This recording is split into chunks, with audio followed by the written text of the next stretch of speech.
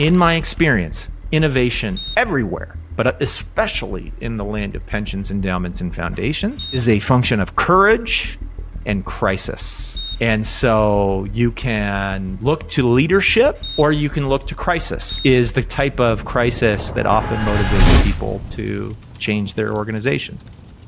Superclusters is where we demystify the secrets, stories, and tactics behind the money that moves the venture capital world.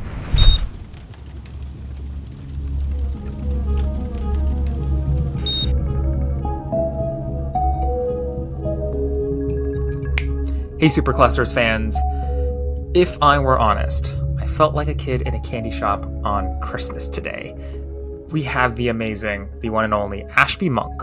Ashby Monk is the executive and research director at Stanford Long-Term Investing and has dedicated his life for the last score of years specifically to understanding and helping large institutions allocate into alternative asset classes like venture capital. He's held a slew of roles over the years, including at Eric Ries's long-term stock exchange, to Addepar, to founding companies like SheltonAI and ThirdAct. And boy, there are more lessons to be learned in this episode than any other episode we've had to date for a fraction of its length.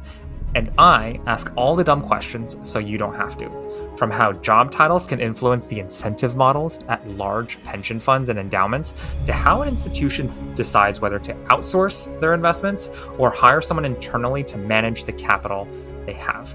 And as many of you know, it's the classic buy or build dilemma. And also, how the hell Ashby went from ranking globally in competitive bike races to being the world's foremost expert on pensions and endowments. Nevertheless, there is a lot of tea in this episode, more than we have tea leaves to steep. So, without further ado, Ashby, welcome to the show. Thank you. I'm excited to be here. There are a lot of places we can start, and I know I say this quite often, at least for our guests, but there have been literally too many places to start. And I've fallen in this trap of a wealth of information leads to a poverty of attention kind of thing. But if it's okay with you, I'd love to start with your LinkedIn. Yeah, sure. And so your LinkedIn bio says, and I quote, "I am not sure what to do with my hands." And we can pull up your LinkedIn profile picture as well, just for context and to give that last statement a little bit more credence here. And you've also have skills listed on that same social media site that, for many reasons, you seem like a person who doesn't take yourself too seriously. So I promise this question isn't a filibuster here. But as I scroll through your LinkedIn, you have the skills one would expect, from pension funds to emerging markets to institutional investments to equities. But, and I say with a capital B here, I can't help but ask about some of your other skills. And shall I say, are a bit curious in nature. And to list a few, just to give some examples, you are also skilled in acrobatics, explosive ordnance disposal, bushcraft. And in all honesty, I had to Google that term, beatboxing and breakdancing. So if I may be so bold. Sure. And I'll get off my soapbox here. What does one need to understand about your life outside of the world of financial investments to fully appreciate the Ashby that's sitting in front of us today? Great question. Thorough amount of prep has gone into unraveling my beatbox skill there. Look, in the early days of LinkedIn, first of all, I do not try to take myself too seriously. I don't love it when I see people claiming they're thought leaders or, influencers or what, and I know LinkedIn wants me to say that in my thing because they suggest I change my thing constantly.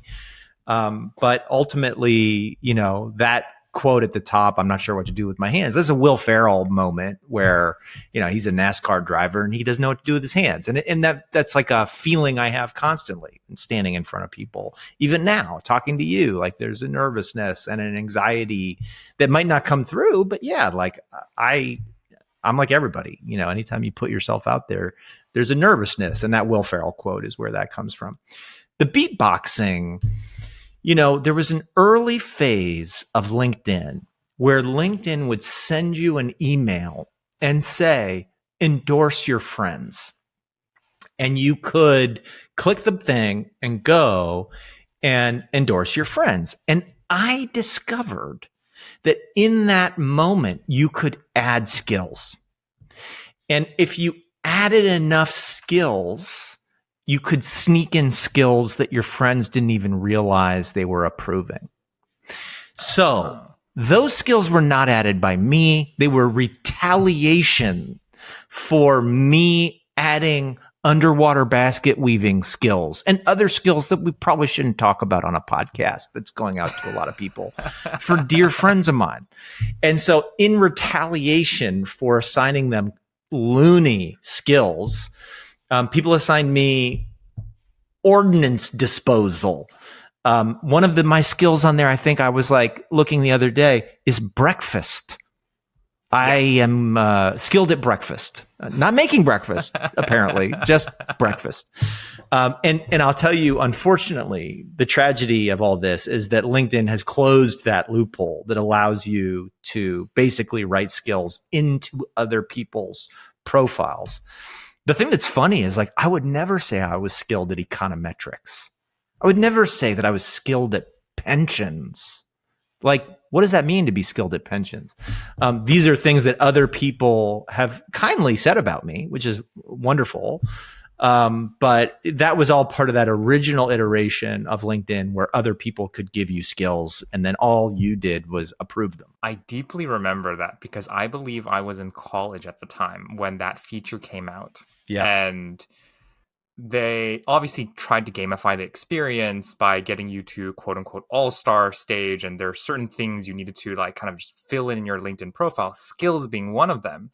And one of the things that as freshmen in college, you just needed to like look better in front of recruiters and all that. I, at one point, I'm also a troll by nature, and that's a deeper backstory than we have time for this podcast. But ended up doing something similar, but no one did it to me because I think they were all taking themselves too seriously. But I'd kind of filled in, I think I at one point I filled in one of my friends, Scooby-Doo, into kind of one of my friends' profiles, which he's since deleted, unfortunately, which makes me really sad. But tragedy. I had, like, he had dressed up as Scooby for Halloween, and I was like, that just seems like a skill that you're remarkably good at. Yeah. And so unlike unlike your good friend, I failed to go and delete all this stuff, you know? And it does, I'll admit that it gets me into trouble. You know, people will be like, and I think, my bio has jokes in it, and it's fine. I think not taking yourself seriously is like an important way of living, right? And as somebody who stands in front of students all the time, like, trust me, like, I am humbled on a daily basis, not in like the fake humbled, like people being given awards, but like actually humbled, like borderline humiliated because of the things I just don't know. And so not like putting thought leader and just how awesome you are into your LinkedIn profile. Like, maybe I have the luxury of starting from like, oh, he's on faculty at Stanford. Like, he can take this kind of self-deprecating posture. It's easier. And I acknowledge that, not everybody can be self-deprecating in this way, but since I can, I do. But it does get me in trouble in the Middle East and Asia where, people are much more serious about titles. And,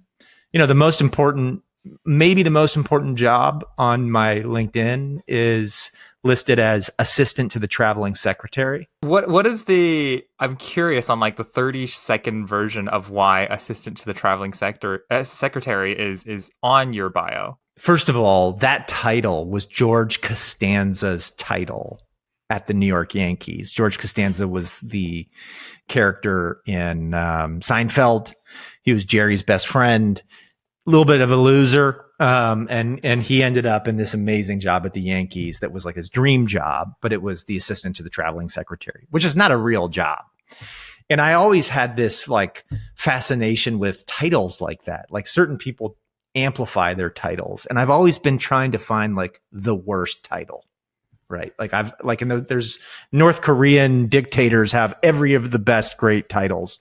What's the worst title? And I think it's junior vice president. I honestly believe it might be junior vice president because you're not good enough to just be a vice president, but you've complained so much that we're going to move you into this, but you're still just junior, Right. But that's a real title that exists in finance, junior vice president. Not to say that there are a lot of vice presidents out there, but if you're like, I would probably say associate, maybe principal level at some financial institutions, like vice president is the title in which you get at True. these institutions. Yeah. And there's a huge just kind of like bifurcation between vice presidents that you see at, I don't know, like corporate America, or like, not corporate America. Corporate America. Those are senior corporate people. America. Yeah. Yeah. Those are folks who've been like 20, 30 years in the industry and work their way up to kind of the quote unquote vice president title. Yeah. The junior vice president is like, you're out of your MBA for 3 years. They didn't want to fire you, but they also didn't think you were worthy of the vice president. And so you become a junior. I just think I love those little titles where when you see them, you're like, oh man, that is not a compliment, that title. Like we know. So anyway, I know we're going down a rabbit hole of titling, but a lot of my work, by the way, is on organizational design and leveling. I think about roles and titles and recruitment and retention because I want to get the best people working at asset owner investors. And so I literally come into contact with people like, how should I name this title? What's the appropriate way to describe it? How should I write up? And so I bump into titles. It's not just because I'm fascinated with titles. It's actually part of my job to think about titling and how you recruit for those titles, how you describe the skills, it's fun. Talk to me about titles because, and I'll buy you some time here because sure. I came across probably an article a while back. This is many, many, many years back, but Square had created a title called Heads of Blah, right? Which didn't really exist too much in kind of the tech world, even outside the world before that. It was just manager, senior manager, you get to director, senior director, and then VP and onwards kind of thing. But they, in a way, and I might be completely butchering this anecdote, but they had created this head of title specifically because they wanted to give people a sense of leadership and ownership over a product or a given process. But they also didn't want to set the expectations that this was a direct pipeline to director or VP, whatever level. Interesting. Yeah. So on that thread, our listeners can fact check me here, and I might just fact check myself here later. But how do you think about titles at institutions that have been around for a very long time, and they're quite rigid with most likely what they used to look like? So there's two worlds that I inhabit. One where titling is often so rigid because it's related to government pay scale or civil service hiring levels, things like that. So if you're working at a pension fund, a sovereign fund, these organizations are embedded in an administrative bureaucracy. The flip side to that is you will also see organizations rely on that head of, right? It's a way to give somebody a team without promoting them from director to VP. Not just in technology, which I see that all the time. And I myself was a head of a research team at a tech company not a year ago when I left the tech company I was at to become to spend more time building. But I was a head of research, but that didn't actually mean anything. There were heads of that were C-suite and heads of that could be much lower, director level. You see that in investing too. Oh, I'm head of quant, but you'll generally see, an MD / head of, or, VP / head of venture. That's a way that you see that head of title used. And, people, especially if you're internalizing your asset management. So a lot of these organizations in the old days were post office boxes. Now I'm talking about pensions again, pensions and sovereign funds. Sorry if we're jumping around a little bit. But they were, what the podcast is for. Yeah, they were sort of post office boxes. We have all these savers in the state of California, and we're going to pre-fund their pensions by investing it in the stock market. And so let's save the money, put it in this savings account, and then we'll work with consultants to invest it in the stock market. Once we decided to start investing in more aggressive things like venture capital, hedge fund, private equity, real estate, you started to have to build a new team. You can't do that out of a post office box. These are commitment-based assets. They get drawn down over 5 years, and distributions can take 14 years. So you need to start building new capabilities. And so we had to create new roles, new organizational frameworks, new capabilities. We need a risk management team. And in other parts of the world, that was done internally. And in America, it was largely done through consulting. So you will still find many pension funds in America, small city, county pension funds, where it's sort of like a board of directors, 1 or 2 investment professionals, and consultants. This is a great kind of like lead in many ways to incentives. And one of the things that I've come across is there are a lot of these like webinars and otherwise of like, how do you find your job and like what's advice to get a job and all that. And one of the, I'm forgetting the attribution here, which is killing me. But one of the folks that I'd come across in terms of, this is early in my career where he had kind of like broken things down. It's like, hey, you know, when you pick a job, you should prioritize and figure out what your priority stack rank is for 3 different kinds of things. 1 is title, 2 is responsibility, 3 is money. And you should figure out if, you know, depending on where you are in your life, if money is the most valuable, or if titles are as valuable, or kind of like, you know, getting on like, you know, responsibility. And so let's say you have a family, for example, right? If you have a family, then maybe it's to send your kids to school. Maybe money is the most valuable. Titles don't matter that much. Responsibilities are like, you know, you can take it or leave it just because you want to prioritize time with your family. So this is my long preamble to say that when it comes to building incentives at large organizations, is there a certain kind of framework that you think about, which is similar to like framing title, responsibility, money, and kind of distributing that evenly, maybe not evenly, across the team? 100%. Yeah, for sure. We need to build incentives that are not based on pure compensation at pension funds, endowments, foundations. Yeah. So endowments, let's take endowments. Many of the people who work at endowments are alums, which means there's some non-financial value you extract by working there. It means you're on campus where you maybe met your spouse there. Maybe it was the greatest years of your life, and there you are. You're working at the endowment, able to connect with alumni and kind of feel like you're still a part of that university ecosystem. That's valuable, and you can pay people less. I mean, I know that's funny to say, but like you can pay people less than you might have. The alternative is you can recruit better people. Right. So at the same compensation level, you're just going to get really great people.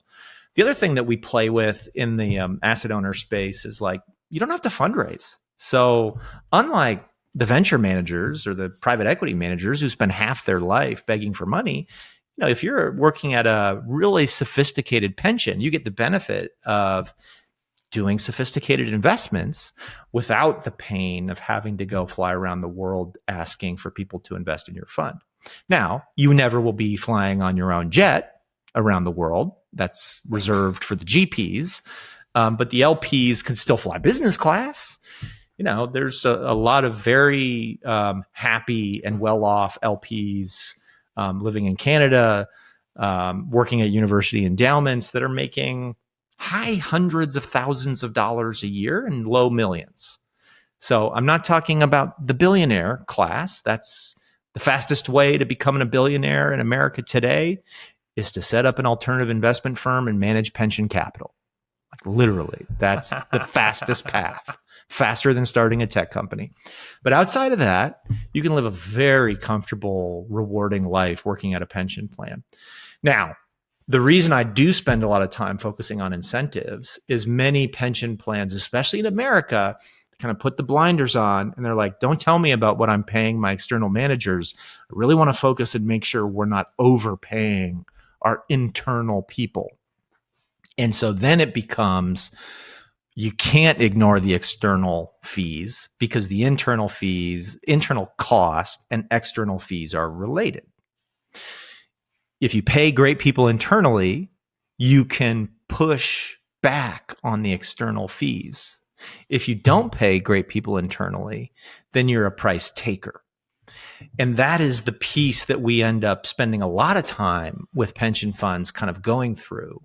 You need to realize that when the managers tell you that it's only the net returns that matter, they're really hoping you'll just accept that as a logic that's sound. What they're missing, or what they're hoping you won't question them on, is actually the difference between your gross return and your net return is an investment in their organization. And that is a capability that will compound in its value over time. And then they will wield that back against you and extract more fees from you, which is why the alternative investment industry in the world today is where most of the profits in the investment industry are captured, and captured by GPs. Right. Because the delta between gross and net have just become, what it sounds like, larger and larger. Yeah. I mean, if in private equity, the rule of thumb on many pension funds I talk to is 5% every year is gone. If you're making 17% net, you should assume that there's 5% on the table, and you could have made 22% if you were able to build that same capability in-house, which, let's be honest, you probably can't. Right. But could you build a capability that could generate 17.2%, gross? Because it's going to cost you, 20 bips to run a team in-house. So this is the logic doesn't become, do I need to go generate 22% by internalizing? No, the logic is, well, if I internalize, I can actually make a gross that's 17.5% and still be better off. And that's what the Canadians set out to do. The Canadians didn't set out to generate the same gross. Right. They set out to generate a higher net. And because the fees were so egregious on Wall Street, they could do it. When it comes to this, like, let's say you're assessing a manager, let's say in venture, right? Sure. Where generally, I think the rule of thumb, I don't want to speak for all my colleagues out there, but like general, the rule of thumb is, let's say for early stage venture, you're underwriting to like a 4, maybe 5x net. And the rough rule of thumb is that if it's a 4x net, that's probably a 5x gross. If it's a 5x net, it's probably a 6x gross, just as a rough rule of thumb. Mm-hmm. Is that a smart way of thinking about the asset class, or are there deeper questions that one should be asking to get an understanding between how much gross and net will differ? I like that way of thinking about it, thinking about multiples rather than IRR, because IRR is so easy to game. Most of the big LPs will still focus on IRR because their own benchmarks are often kind of more akin to the private equity world reapplied to the venture capital world. And so they're like, oh, I'm going to max my incentive plan if you can deliver me, this IRR percentage instead of multiple. But I think thinking in multiples is the right frame, and thinking about the fees that are kind of pulled out. The part that I think is missed sometimes is like a $60 million fund is not a $60 million capital invested. Right. A $60 million fund is probably 48 million invested, something like that. Yeah. And so part of this is do you understand as an LP, like where all this money's going and how it's being used? I actually think venture, especially the smaller venture, like call it sub 100 million venture funds, are totally justified on their 2 and 20. In fact, that's where it makes sense. These are not big funds. And these are very long horizons. And so that 2% is like just enough to build a team, get a fund admin. Maybe you can hire a CFO, a couple of venture associates, and pay yourself and your partner and a third partner enough to not feel like you're losing money. And then the money you really make is the carry, right? Yeah. LPs hate seeing managers get rich off fees, base fees. They want you to, if you're going to have a private jet, let's do it together. Do it on the upside. Where this stuff stops making sense is when you have a $16 billion private equity fund, and you're still trying to charge 2 and 20, which I promise you, there's a bunch of people out there paying 2 and 20 for multi-$10 billion private equity funds. And for some asset classes, I believe it's not just like 2 and 20 for the fund. It's like 2 and 20 every year. Well, that would be hedge fund. Hedge funds calculate that 20%. It's like a crystallized period. How big is the gain? So private equity hedge funds, you're getting the 2 every year. And in venture, sometimes it's 2.5, 3. Yeah. You know, I see people inching towards 2.5, 3 again. I see 2.5 all the time. I see 2.5 all the time, especially on the smaller funds, because they're like showing you the budget and it's terrible. Right. You know, it's like they can barely eat. And to caveat that, like I usually see 2.5 up front, maybe even 3 up front, and then they ramp it down over the deployment period. Yeah. So it's not like 3 forever. It's not 2.5 forever. I know, but like if they're successful, they're going to stack a fund on there. It's going to be okay. Yeah, that's true. You know, they're going to be okay, my friend. Yeah. They're going to do a special purpose vehicle, and they're going to be like, oh, it's so hard to manage this deal we were already managing. I know. But we're going to have to charge you 1 in 10 to manage this deal we're already managing and on the board of, but it's 1 in 10, you know?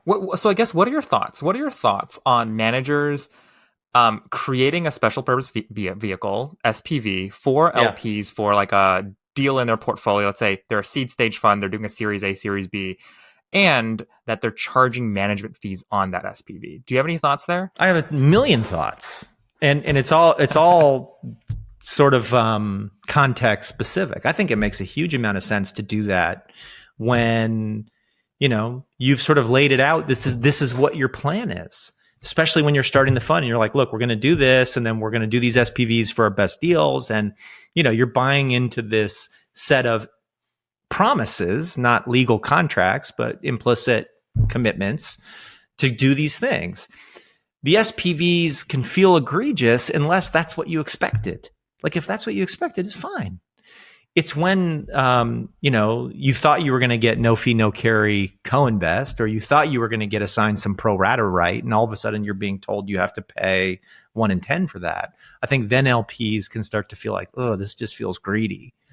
But most LPs are not interested in going and doing early stage direct. And by early stage, I mean like below Series C. So even Series B would be thought of for big pension funds as early. Somebody needs to manage those deals. The bite sizes are too small. You know, if you're talking about a 7 million or 10 million SPV, it's just like there's not many LPs, like true big LPs, that would have the internal wherewithal to pull that off. It's not what they're set up for. And I've talked to multiple, let's say, billion-dollar LPs that their team is extremely small. They're like 4 to 6 people managing kind of like multi-billion dollars. And for many reasons, that means their average check size tends to be on the 8 to 9 figure range, because they just can't kind of like, you know, manage the smaller deals, even though they like the idea of, let's say, emerging managers and, you know, smaller venture capital funds, sub 100 million. And in those cases, when you're working with such an institution that wants to get exposure to an alternative asset class that they just haven't historically had coverage on, how do you build an incentive structure that makes sense for them? Do they have the data on internal versus external cost? Those teams that are 4 people doing alternatives, those are usually endowments. Endowments usually put their head in the sand as it relates to external cost. They don't want you to know. I defy you to find me data that is Princeton, my alma mater, how much they're paying in fees. Let's call out Stanford. I defy you to tell me how much Stanford is paying in fees. And so as it relates to adding new asset classes or doing emerging managers, it is a question of alignment of interest and fees, right? Because ultimately what we're saying is to do emerging managers, you have to be somewhat unhappy with the performance, the fees, the alignment with the fund threes. So you're going to do fund ones because you want to get in earlier when your capital is solving a problem for the GPs, because then you can negotiate. You know, they're in distress, even if they're great managers at fund one. At fund one, you're going to find the world's best investors that are still just grateful that you're giving them a commitment. At fund three, that's done. That's done. You are talking about managers that may be friendly, may be nice, but they don't need your money.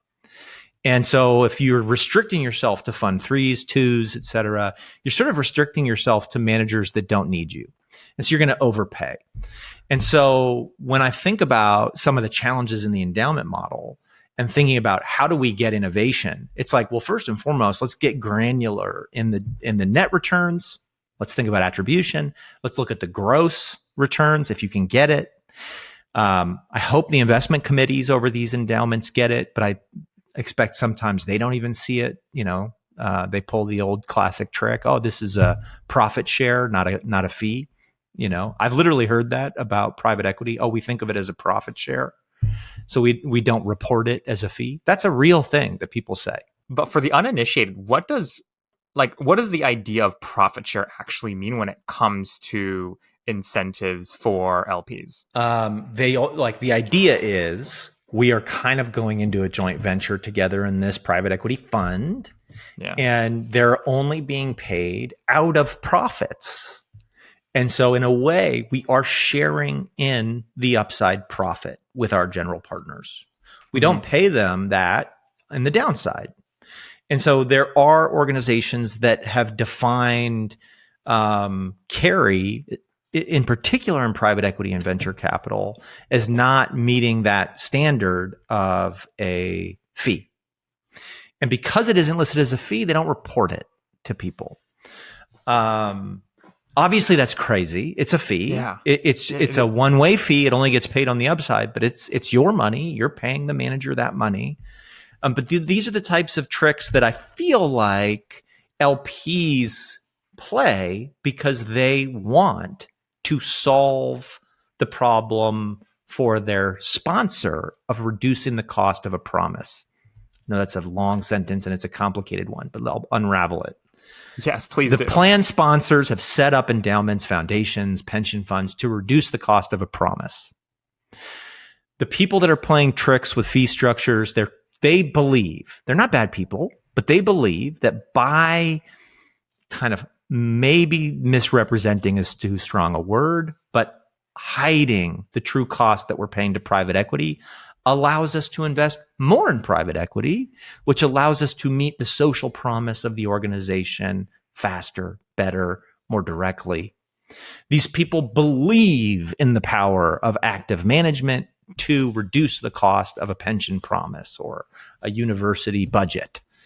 And so it's not that they're bad people playing these games. They know they're playing these games in general. Okay, it's rare that you find somebody that's like, yeah, I know, I didn't know that. They know, but they're doing it because they don't quite trust the general public to understand that paying a handful of GPs, actually billions of dollars in the case of CalPERS, right?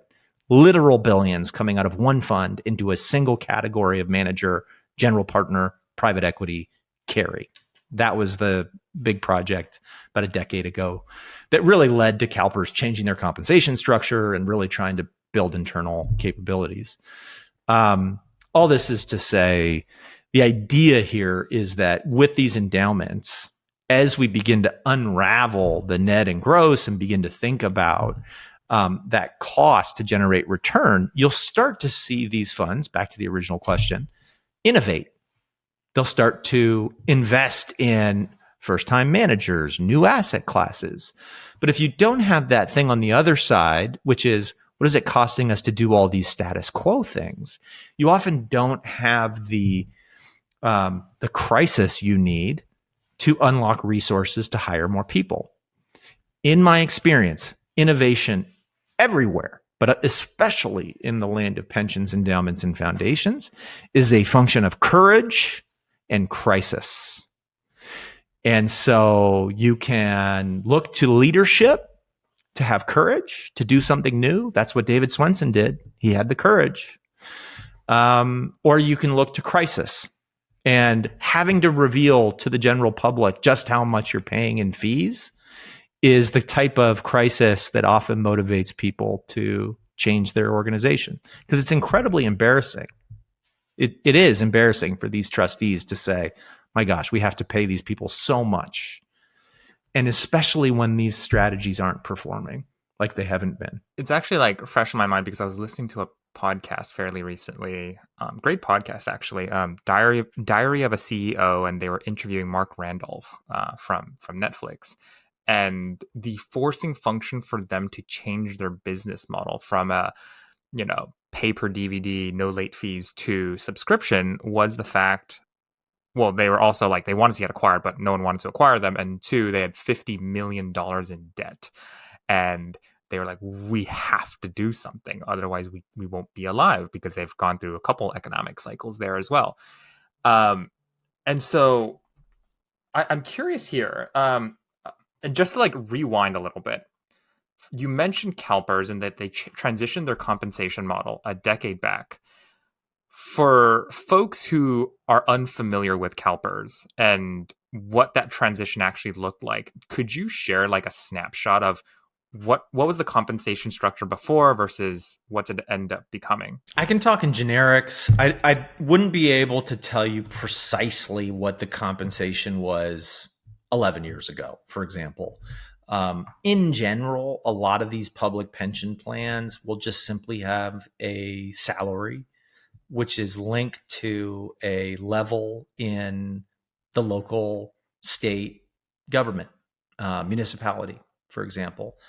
And we will often encourage these sponsors of these organizations. So this, again, is the government, the university, the corporate, to establish a new management company, because what we recognize is the work that's happening in the DMV or in the public works is very different than the work that's happening in an investment team. And so just acknowledging that and saying, look, if you want to recruit talent to run a pension fund, don't benchmark the compensation against other government employees. You need to benchmark it against the talent pool you're trying to pull it out of, which is, hedge funds or private equity, or maybe it's consultants, maybe it's fund of funds. Like, you can determine what your go-to-market is for your investment strategy, like what are we trying to implement, and then think about the talent pool. And that's hard for people to get their head around, because you'll often hear state treasurers and board members say, these are public servants. And they shouldn't be paid $300,000, $400,000 a year. And sometimes, like in the case of Alaska Permanent Fund, 4 or 5 years ago, I don't know exactly today, but 4 or 5 years ago, if you wanted to hire a new head of private equity or a new head of co-invest, and you were going to pay them $300,000 a year, which doesn't seem that crazy when you think about how much people make in private equity. The CIO or the CEO would have to stand in front of the state legislature and explain to people that are making $40,000, $50,000 a year why they need to pay somebody $300,000 a year. And you're trying to explain the mechanics of co-invest with GPs and how you're trying to blend fees down. And, it raises more questions than it answers the minute you start trying to explain things about this space. So it's hard. And so many places are like, I'm just not even going to think about comp right now. I'm just going to move beyond. But in the case of CalPERS, there was a transparency project around private equity, and they hadn't gone to the like real painful task of summing up the carry. This was about a decade ago. And they did it, and the outcome was something like $1.2 billion a year paid to private equity in the form of carry every year. And so naturally, you could say to the board of directors would say, okay, but they're just producing our private equity return. Could we spend $1.2 billion differently, since it's our money, and generate the same return? And then they looked to the Canadians, and they looked around, and they're like, well, it seems like other people are generating the return, but it's a function of internal compensation and building teams with different capabilities. And that was the beginning of the unlock that led to, the CIO at CalPERS would have made about 14, 15 years ago, $250K a year, $300K. Now the CIO, this new guy coming in from New Zealand, Steve Gilmore, he's probably making on the order of 1.5. And I think I saw just yesterday, the CEO, Marcy, had a compensation package approved of 1.8. So, this is good money. It's not quite football coach money. So remember, the highest people paid in state jobs are football coaches. These are public employees. But it's close. It's close. It's above, finally, it's above the surgeons. So if you are looking for the highest paid people on the government payroll, it's usually the neurosurgeons. And they'll be, at a state university or state hospital. It'll be the neurosurgeon. Because this is literally like the type of stuff I do. I look through like public records of compensation, which is not a fun way to spend your evenings, but I do it. Oh, no, I find this fascinating. I would do it with you. Yeah, it's awesome. All right. So I do it because I want ammunition when I'm talking to boards of directors, because I'm trying to get these LPs paid. Right. And like the part that feels maybe a little disingenuous is it's not that I want to get the individual in front of you paid. It's that I think this role deserves to be paid more. And that may mean, in some cases, a different person sitting in that seat, right? That's the nuance. That people love that I'm fighting for the LP to get paid more.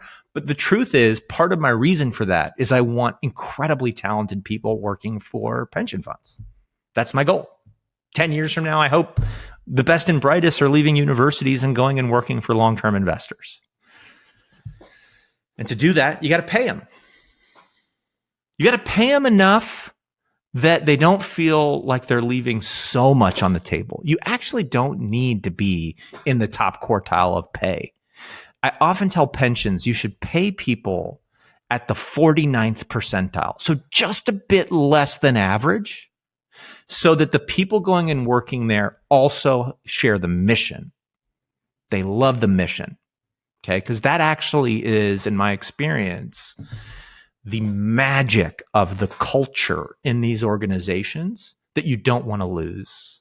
It's magical, right? These people who are like, I believe in this project, whether it's pay pensions, fund universities, fund foundations.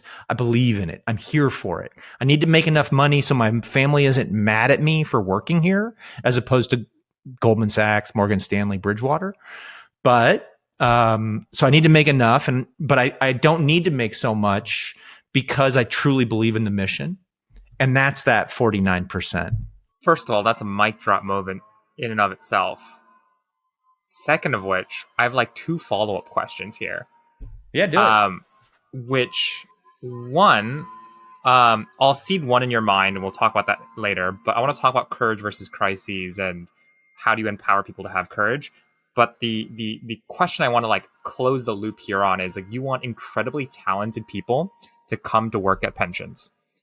And I do. In your mind, what are the traits of an incredibly talented person? Let's take compensation out of the window for now, but like what skill sets, what personality traits are you looking for? There's a part of this that I just don't know how to answer today because of the rapid iteration and growth of technology and the ability to deliver knowledge to organizations so fast. So if I was like 2 years ago, I would have had a very specific set of things. I love project managers. I love people with numerical capabilities. I love people who I love neurodiversity, frankly. Like if you look at like the best investors, many of them are bringing some neurodiverse characteristic and they've managed to harness it in the context of their organization. But like, Elon Musk is on the autism spectrum. It's like Richard Branson is dyslexic. Like there's a reason that like truly powerful people have a different perspective. And the job of an investor is to look at the same data that you and I are looking at and be ready to make a different conclusion. That's how you outperform. Now, you can also go into private markets and try to get your own data, your own networks, all that good stuff. But really good investors are about making different conclusions from the same information data in front of them. That's Warren Buffett's magic, according to a 1996 Harvard Business Review article written by Bill Gates, where Warren Buffett can look at the data set that everybody has and come to a novel conclusion that after revealed to Bill Gates seems obvious. So when you think about what we're looking for people with diversity of thought, with obvious grit, high integrity. I'm a big believer in this. There's this great story Simon Sinek talks about which is like the selection to SEAL Team 6. Have you ever seen this? I have not. Oh, this is one of my favorite. I use this all the time. Okay. So Simon Sinek is like, look, SEAL Team 6, this is like the most elite special forces unit. It's like Delta Force and SEAL Team 6 or something. And the way they select people is not how you think. There's two categories that they judge their candidates on. It's performance on the battlefield and performance in their life. And the way that they look at it is like, would I trust you with my life, battlefield, and would I trust you with my wife, personal integrity, etc. And they will take people that score middle of the pack on battlefield if they are top of the pack integrity. And so what I tell people is it's so much more important, so long as you have that basic set of skills. Basic, I'm now talking about, Delta Force. So it's not basic, right? But like, so long as you have that skill set, it's so much more important to be trusted, to never breach that trust. And so when I think about high performers, like the highest of the high, like you are going to be put into positions where we are trusting your judgment in life or death situations, metaphorically. And so as pension employees, get the skills, get the experience, but high integrity, high trust. Those are the best and brightest. So I don't know if I answered your question or if I just told fun stories, but either way, here we are. I think the best lessons are often those wrapped in allegories and analogies, and not necessarily this is exactly what you should be doing, what you should be looking for, but stories in which inspire others to act in a certain way. So in many ways, you did answer the question. And I'm thinking, even for myself, I'm like, as we're putting together our own version of SEAL Team 6, like, what does that look like to build trust very, very early on? Because I do agree. I completely agree that you can be the smartest person in the world, win Nobel prizes and all that, but not that Nobel Prize winners can't work in teams. They often do work in large amounts of teams. But to say that if I can trust my back to you, that goes very, very far. The other thing I'd say, yes, hire hard and manage light is a philosophy I really like. Hiring hard. What does that mean? So be tough in your hiring. Think hard about like the people that you're going to accept into your world. Don't be shy to ask for a third, fourth, sixth meeting. Ask them to do homework. Ask them to produce a PowerPoint. Ask them to like share their thinking on a topic. Hire hard, and then let them get on with their job. I mean, that's how I've lived my, like, if you're like, oh, Ashby seems like he's doing a lot. I am not doing a lot. I am doing a podcast for 2 hours with you right now. Like, I am out there seemingly doing a lot, but I almost wanted to say army, but it's not that big. I have maybe 12 people in my world that make me look so good because we're co-authoring papers, we're building companies, we're investing in companies, we're writing, books together. And I would say, like, I am so grateful that I don't have to micromanage their lives. There's always moments in every, relationship when you're managing somebody where you need to step in and be like, look, these were my expectations and you missed it. And like, let's get back on track. But like most of the time, I would say like, it's that hiring decision and finding these people that you can really trust that take you through so much of like the difficulties later on. Maybe that's obvious. Maybe that's obvious though. Well, it's obvious when one is looking at it from like a bird's eye perspective. You can analyze any organization and be like, of course, you should be hiring people that you trust, right? But when you're in the weeds and you're in the trenches and you have a timeline or a budget or these constraints that force you to think different ways, you often forget the most obvious of things. I often just, it could be staring at you like, deer in headlights, and you still might not notice it. And so I think it's an important reminder as well. And also on that thread, like an incredible shout out, like how far this podcast has gotten.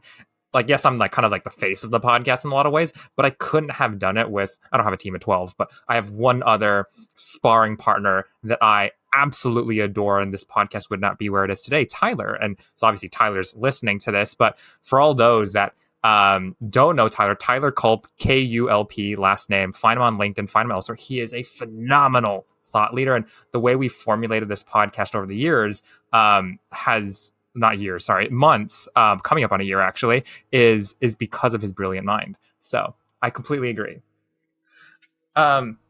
So I know we're coming up on back half over here, and if you don't mind me jump in, Benjamin buttoning this episode, if you don't, I do know we're about to get younger. I hope so. We're about to get younger, and if people haven't realized on this episode already, you are so damn knowledgeable about the space, and it's like you've lived 100 years when everyone else has lived like 30, 40 years.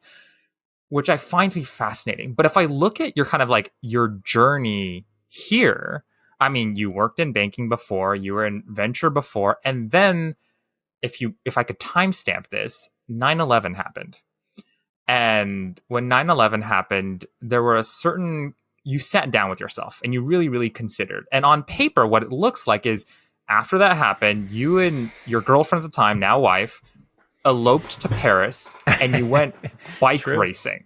I did, yeah. What was going on in your mind at that point, and how did you eventually arrive at like in the asset owner space that you know so much about? Oh my gosh. So it's a little bit of a journey to walk you through there, but maybe it's useful because some people will come to me and be like, oh man, I'd love for you to be my mentor because someday I'd love to be just like you. And I'd be like, I don't even know how I got here. It's such a series of I'm so lucky. And I acknowledge that. Now, obviously, like I took a few paths that people told me not to take, including my own dad, who, as I was about to quit my venture capital job to go literally race bicycles in Europe, called me up and was like, could you just reconsider? Like, you've got such a neat thing going. And I was like, I'm doing it, man. I'm going, I was 25. And we were going to go.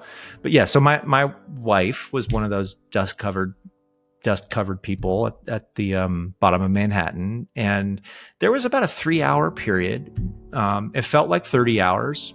It might have been 2 hours between when the first tower came down and she called me from the post office at the South Seaport that I was like, I think my life partner's gone. And so that was like, as you might imagine, a crisis. And so that crisis drove me to think, am I living the life that I want to be living right now? And it wasn't that my life was bad. It was quite good. But I think when you have these moments when you're like, am I spending enough time with this person? Or are we doing the things that we should be doing with our 20s? We kind of went deep and came to the conclusion, no, we're not. Like we don't have kids yet.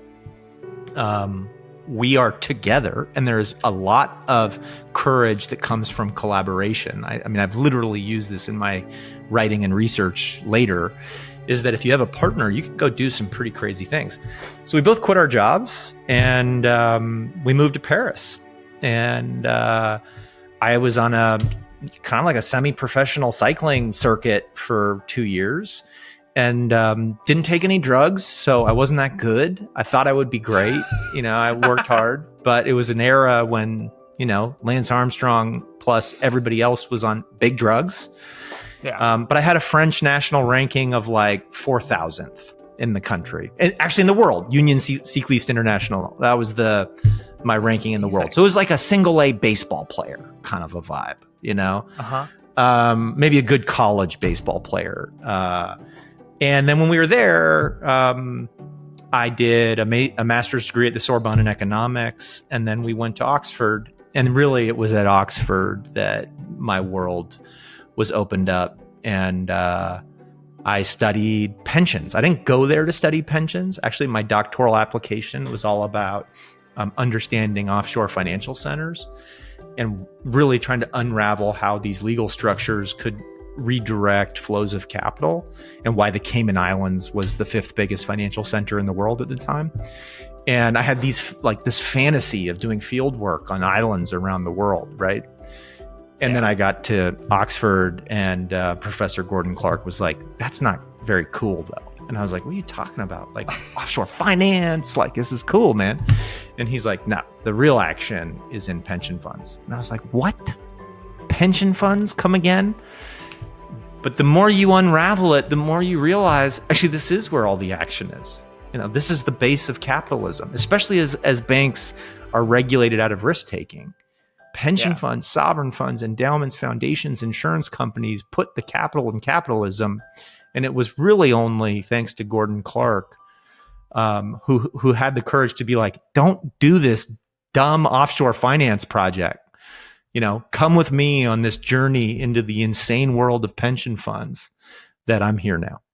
And kind of circling back to what you mentioned earlier, like the fastest way to become a billionaire is to help manage pension money. It is.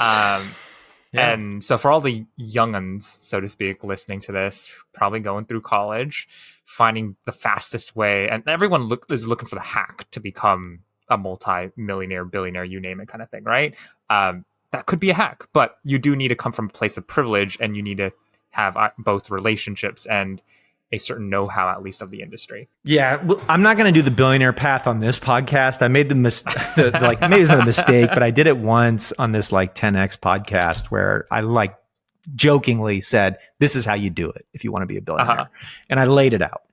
In this case, let me pitch to your young people that many young people, and I teach a lot of young people at Stanford that are just passionate about solving big problems. It's actually what gives me hope. I see my generation and my parents' generation as having created a lot of problems. And then I see them talk smack about Gen Z, and I'm like, you guys are the worst. I'm with these Gen Zers. They are mission driven. They work hard, and they are trying to solve the problems that we created. And so what I love about this cohort of graduates is how mission driven they are towards development issues, gender issues, diversity issues, climate issues.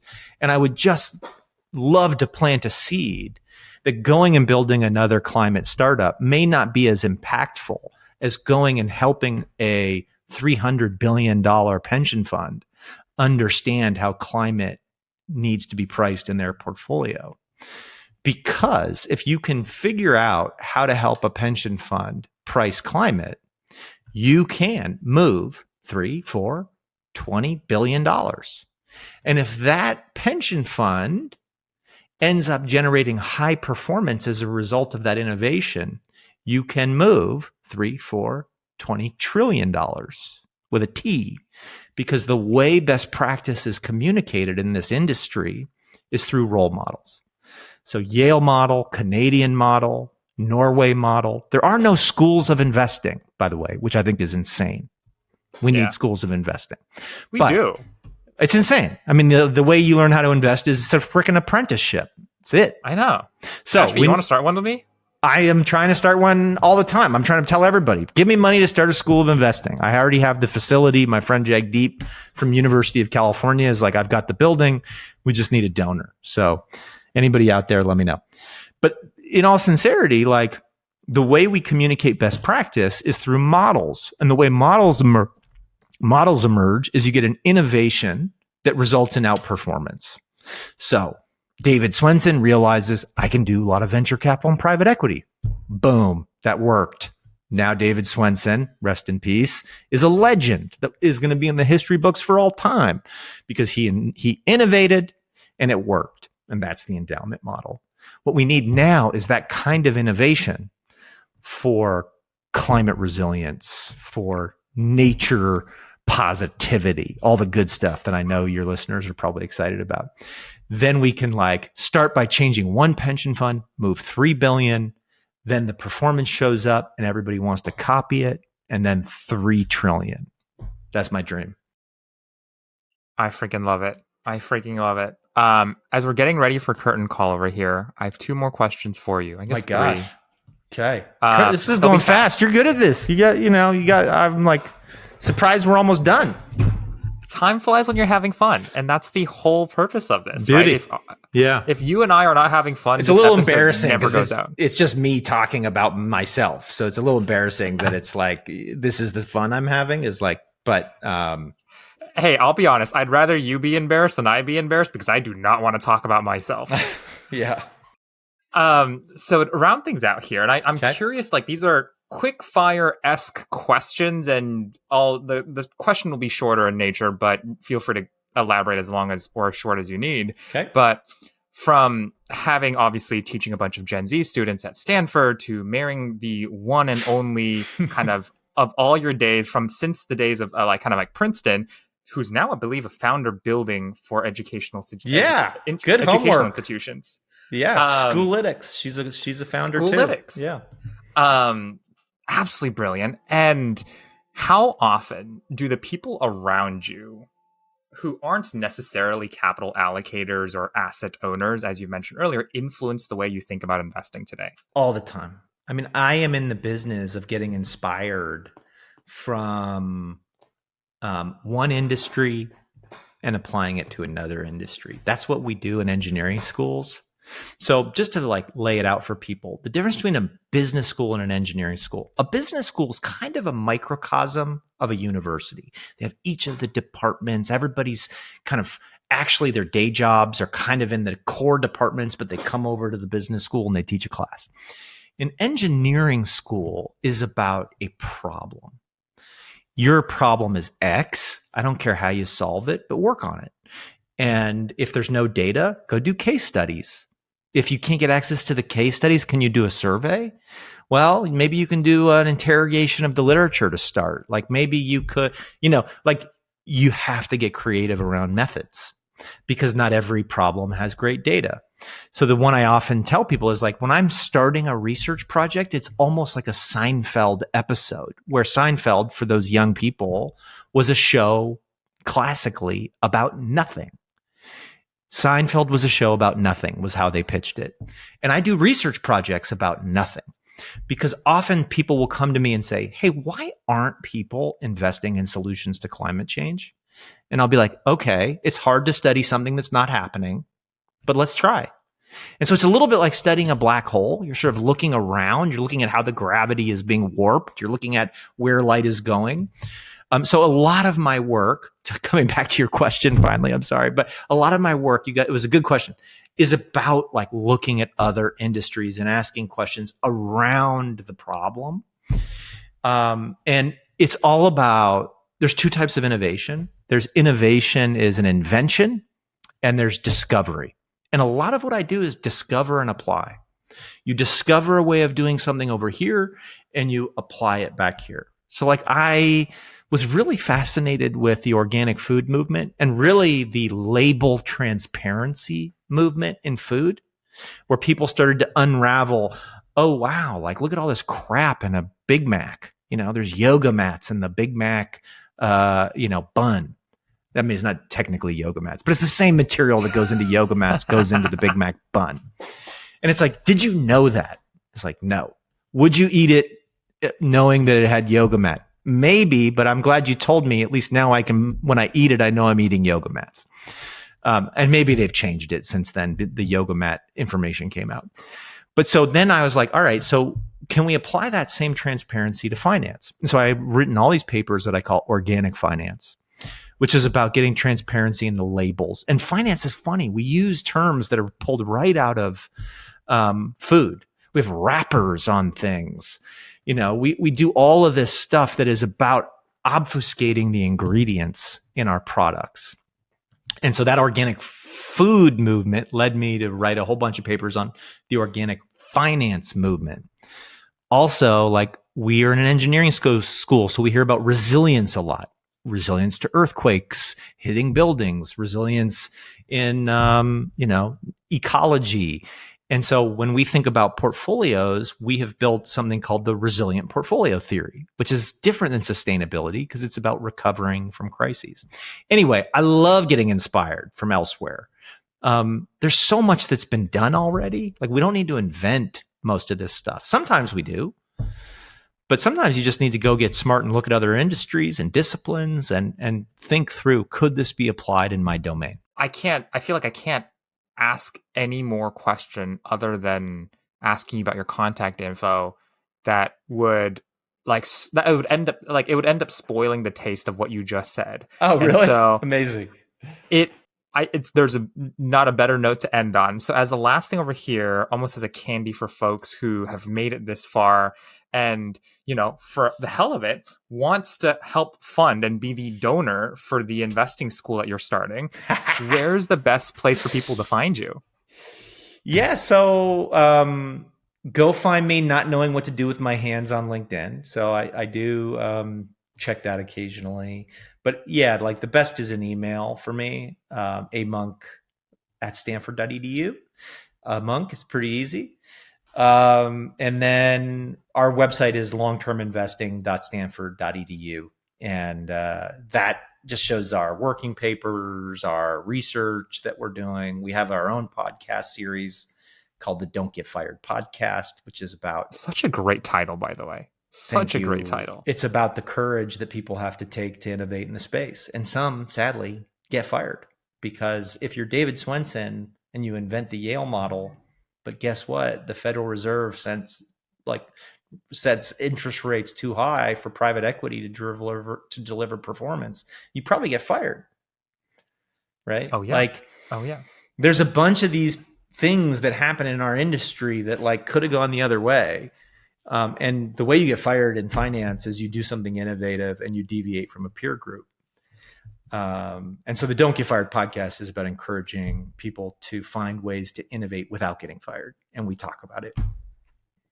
And if I could wrap this up with a bow tie, you mentioned that what we need in this world for innovation is either courage or crises. Crises we often find reactively, like COVID or otherwise.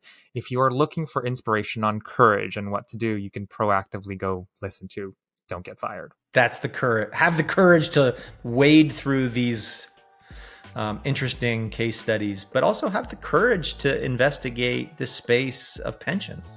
Now, $140 trillion, a little bit of courage can go a long way to making the world a better place. I completely agree. Ashby, thank you so much. This has been such an episode that I need to re-listen to this so many times just to take notes, and the number of sound bites you've dropped is incredible. Oh my gosh.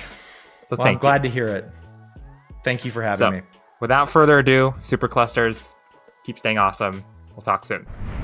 I find this when I'm giving speeches a lot, I've tried to apply it, is to be open to last minute inspiration.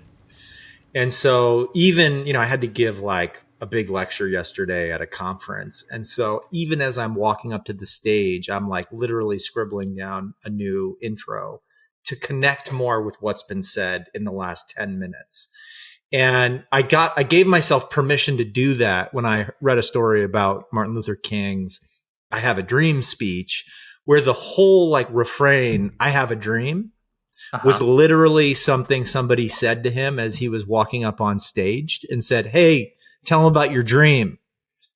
Literally none of that was written. I have a dream, he had a whole speech written, but that part of it was off the cuff. And obviously, like, if you give yourself permission to have those moments, like, you've practiced it, you have something to say that people will be interested in. And then there's this little piece that's a gray area that you should feel like you can play with. It's taken me, I'm 48 years old. It probably took me 20 years of presentation. You don't look like you're 48. I appreciate you, man. Over 35. But it's taken me a long time to get to the point where I can play with those things at the margin. So I haven't written out long responses to any question you sent me is basically the punchline. I'm ready to like riff with you. I love it. We're gonna jazz, and that's the most important thing. I spend a lot of time just in the art of asking questions, listening to talk show hosts, and cool. I think it's good practice. Actually, there's a blog post I'm writing right now in terms of who serves as inspiration for me when I'm asking questions, and different people can do it well in different ways. Like Conan O'Brien, for example, is great at the callbacks. Like he's able to recall something earlier in the conversation. He ties everything together. And I think that's the comedian in him that is able to do such a good job at that. And you have other folks who are like Tim Ferriss who can dive really, really deep on like just one topic, one question. And you can have like a 45-minute episode purely on just like he asked one question, he just went deep on that. And so I've always like, love that part of things. So anyways, I have a whole laundry list of folks. That's fun. As you pull together those threads, I think it's a great idea to write about it because it's really useful. Like at one point I went out trying to figure out how do you moderate a panel at a conference. And I was in my late 20s, early 30s. I was building this sovereign wealth fund related conference membership around the world. And I was having to moderate 4, 5, 6 conferences a session. And I was like, let me just go and like pull together best practice. Yeah. I wrote a document and I shared it with our colleagues. And like 12 years later, somebody at a different conference forwarded me the document that I had written exactly. And it was still circulating. And I had never put my name on it. But literally, I was like, you've just sent me my document on how to moderate that I wrote 12 years ago. And it was like just filtering around this institutional investor organization. Because, this stuff doesn't just sit there. I mean, maybe in ChatGPT now you could say, hey, how do I moderate? And it will tell you. But it's not, good at it. Like, I think ChatGPT, at least of the things that I've tested, I've like a lot of investor friends have started using ChatGPT as a way to produce content. And the lessons I've gotten from people who are like have millions of subscribers on YouTube and all that are like never touch ChatGPT. And the reason for that is they say ChatGPT tailors to the average person. So if you're a below average content creator, ChatGPT will help you get better. But if you're above average and you want to get above average, you don't want to go back down. You're trending in the wrong direction if you're using those AI tools. That's what they're telling me, at least. I agree with that. It's so here's my little take on all this, right? Okay. ChatGPT is not AI. It is AK, automated knowledge. And we're just coming out of the information era and we're coming into the knowledge era. And so instead of having to go to 12 journals and do all your research to produce, what is basically a simple set of bullet points, conclusions, that's all ChatGPT seems to know how to do right now. In the kind of writing context, you get these nice little frameworks, which is knowledge. Now, the application of that knowledge is still on you. And oftentimes a joke or content or whatever it is, that's the application of knowledge to a specific topic, right? So you can ask ChatGPT about the frameworks, but don't feel like you can just copy and paste those frameworks and apply them to your world. That's what I tell my students when I ask them, feel free to use ChatGPT, but make sure you're telling me how you're critiquing it. Yeah. It's an interesting assignment to say, use ChatGPT for this, but then tell me where ChatGPT's wrong. I want to give a special shout out to today's sponsor, Alchemist Accelerator. Backed by the likes of Coastal Ventures, Mayfield, Salesforce, just to name a few, Alchemist is the top B2B startup accelerator that's been around since 2012, backing founders from day one. And if you've been around for 12 years and running laser focused only on one industry, you build this incredible set of flywheels, and positive feedback loop is absolutely insane. We back the best enterprise talent who go on to change the world in which we live in, who then come back to their hometown, coach, and mentor the next generation of world-class enterprise talent. And don't take it just from me. Alchemist has backed the likes of LaunchDarkly, Rigetti, Privacera, MoEngage, FarmWise, just to name a few, many of which who have come back as mentors and coaches for the current classes of Alchemist. If you're curious and want to get more involved in the Alchemist ecosystem, check out alchemistaccelerator.com/superclusters. That's an S at the beginning and S at the end, and we'll include the link in the show notes below. Till next, stay awesome. Hey Superclusters fans, David from Post here, and if you're tuning in from Spotify, Apple Podcasts, or wherever podcasts find your ear, it'd mean the world to me if you left a review. For those from the YouTube universe, let me know if you agree or disagree in the comments, and it'd mean a lot to me if you could share this episode with just one other person who'd get a kick out of today's topics. I'm on the road to publishing to at least 100 episodes of Superclusters, so every comment, question, review helps me make this experience more helpful, exciting and fun for you. And lastly, I want to share a quick disclaimer. The views expressed in this episode are for informational purposes only and are solely the views of myself and the guest alone. They are not representative of Alchemist Accelerator. None of the views expressed herein constitute legal, investment, business, or tax advice. Any allusions or references to funds or companies are for illustrative purposes only and should not be relied upon as investment recommendations. Consult a professional investment advisor prior to making any investment decisions. And that's all from me. See you on the next.